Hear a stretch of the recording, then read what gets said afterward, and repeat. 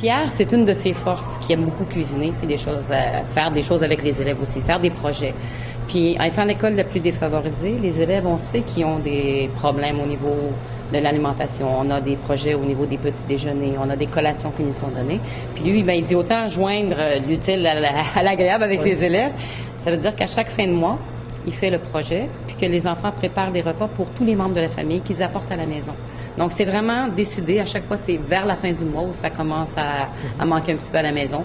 Puis en même temps, les enfants apprennent des choses au niveau de tout ce qui est de l'alimentation, tout ce qui est des mathématiques, tout ce qui est d'aller faire une épicerie, puis d'apprendre aussi à se débrouiller à la maison. Puis ça donne un peu confiance aux enfants de dire à maman, regarde, je suis capable d'en faire moi aussi. On sait que venant d'un milieu comme le nôtre, c'est très difficile de les intéresser à la lecture dans un livre.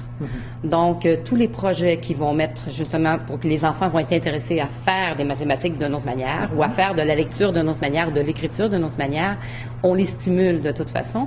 Puis on leur montre que la lecture, l'écriture, les mathématiques, ça sert à quelque chose. Fait que c'est pour ça qu'ils sont de plus en plus motivés. Puis je pense qu'on les motive. Il y en a beaucoup qui veulent s'en aller chef cuisinier. Donc aujourd'hui, on va commencer à préparer notre journée de cuisine la semaine prochaine. Donc avant qu'on commence, je vais vous expliquer les 3 recettes qu'on va faire. Première recette, ça va être la salade des jeunes chefs. Donc, c'est une salade verte avec une vinaigrette que vous allez apprendre à faire vous-même. On va avoir un pâté chinois, mais ça ne sera pas un pâté chinois avec de la viande. Dans notre pâté chinois, nous, on va avoir des lentilles. Donc, il y en a que je vois déjà qui disent « Ah, ça ne sera pas bon ». C'est pas la première fois qu'on dit ça pour nos recettes, hein? « Ah, ça ne sera pas bon ». Finalement, tout le monde, d'habitude, la grosse majorité des gens aiment nos recettes. Donc, on va remplacer la viande par des lentilles. Et aussi, ce qu'on va faire, c'est qu'on va remplacer notre maïs par une macédoine de légumes. Est-ce que vous savez c'est quoi une macédoine?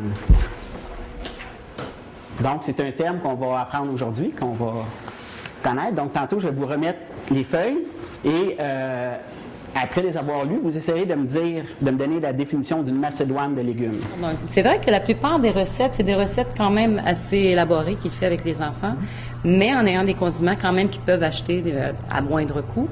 Donc, ce sont des choses nouvelles qu'ils découvrent, que c'est pas juste des grilled cheese et du macaroni au fromage qu'ils peuvent faire. Des lentilles cuites, des oignons, céleri, carottes, rutabaga, petits pois frais ou surgelés, poivrons rouges, pommes de terre, céleri rave, lait, beurre, sel, poivre, paprika. Est-ce que quelqu'un peut me dire c'est quoi un céleri rave? Est-ce que vous pensez que vous savez à quoi ça ressemble? À quoi ça peut ressembler? Oui? Une betterave. Comme une betterave. Ah, donc le mot rave. Dans le fond, ça ressemble peut-être un petit peu à une betterave. C'est un légume qui a la même forme, mais qui n'a pas la même couleur, qui est beaucoup plus gros. Donc, c'est un légume qui est blanc à l'intérieur, qu'on va peler, qui ressemble aussi au navet, mais qui a un goût plus particulier, un goût beaucoup plus frais. Ça développe aussi le goût d'apprendre autre chose, puis de manger autre chose aussi, parce que les enfants, disons que, comme on dit, dans un milieu défavorisé, il y a toujours des restrictions. Il y a plusieurs condiments qu'ils ne savent pas, plusieurs repas qu'ils ne savent pas, donc ils n'ont pas nécessairement goûté. Oui. Donc, c'est encore quelque chose de santé aussi au niveau des apprentissages. Couper les carottes, le rutabaga et le demi-poivron rouge en petits dés, hacher l'autre moitié de l'oignon et le faire tuer. Maintenant, qui peut me dire c'est quoi une macédoine de légumes? Ben, c'est-tu plein de légumes mélangés ensemble? C'est plusieurs légumes mélangés ensemble. Est-ce que tu pourrais me dire la particularité? Ben, ils sont coupés genre en dés. Ils sont coupés dés. En petits dés. Ces mots-là, on les travaille en classe avec un lexique culinaire, donc j'aborde beaucoup le français. On va faire la lecture on a des textes variés à lire en français, donc c'est une des formes de texte, c'est la recette. Donc on va leur montrer à lire une recette, donc à se débrouiller avec ça. Puis, je rentre des mots comme faire suer les légumes, émincer, donc j'essaye de varier les mots. On a travaillé au cours des dernières fois un petit peu le nombre de portions dans le guide alimentaire. Maintenant, quand on va travailler en cuisine, je vais toujours faire ce carré-là en haut. Et pour chacune des recettes, vous devrez regarder la liste des ingrédients, vérifier avec le guide alimentaire combien une portion comble de besoin. On dit qu'on a 8 tasses de laitue romaine. Comment on va faire pour savoir il y a combien de portions en tout? Ben, Ils disent que comme une portion dans le guide alimentaire, c'est une demi-tasse. Donc, une portion, c'est une demi-tasse. On a vu ça où? Dans les légumes feuillus. Excellent. Donc, une portion, c'est une demi-tasse. Donc, si on a 8 tasses, on a combien de portions? Pardon? On a 16 portions. Excellent. Donc, vous allez écrire laitue romaine, 16 portions. Une fois que tu as ça ici, tu peux me dire dans ta recette, tu as combien de portions de fruits et légumes. Puis là, maintenant, je veux que tu ailles me chercher par personne. Ça donne combien de portions? Il faut-tu multiplier comme par Divisé par 6. Ben, faut que tu trouves pour une personne, là, tu en as pour 6. 16 divisé par 6. On fait 18 et demi divisé par 6. 16 divisé par 6. Non, mais Mais pour ça, pour la lecture même. Ah non, mais moi j'ai ajouté tout et je vais le faire diviser par 6. Ah, ben oui. Fait que toi, t'as additionné. Ouais, c'est 18. 18 et demi. Fait qu'on va apporter 3 portions de fruits. Ok, vas-y. Moi, je vous écoute parler, je vais poser une question. Est-ce que vous êtes en train d'apprendre à faire la cuisine ou vous êtes en train d'apprendre à faire des mathématiques? Ben, c'est les deux en même temps, ouais. Parce qu'on apprend à faire des mathématiques en même temps que faire la cuisine. C'est ça OK. Ça va vous donner quoi faire ça? Mais ça nous donne après ça de voir une recette, c'est tant de portions. T'en as pour 4 personnes. OK. Mais on n'est pas 4 ici, on est une trentaine de personnes. OK, donc tu veux savoir combien ça t'en prend pour arriver à 30 personnes? Est-ce que vous pensez qu'on a une portion dans un oignon vert? Est-ce que c'est assez gros pour être une portion? Une échalote. Une échalote, c'est plus petit que mon petit doigt.